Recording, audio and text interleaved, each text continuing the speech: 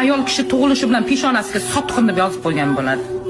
Uni tug'ib katta qilgan, bor mehrini bergan, ulg'aytirgan ota-onasini ikkinchi o'ringa qo'yadi. Bitta erkak uchun.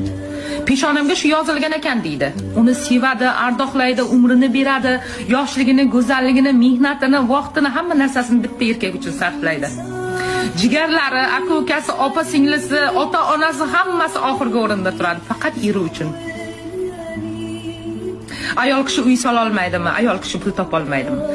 Topadi, lekin erini topganiga qanoat qiladi.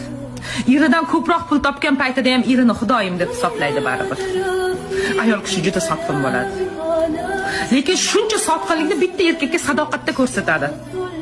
Baxtli bo'lsa, xo'p, baxtsiz bo'lsa-chi? O'sha erkakdan u ayolga nisbatan sotqinlik kelsa-chi? Hamma narsani sarflagan paytida o'rniga boshqa ayolni qo'ysa-chi?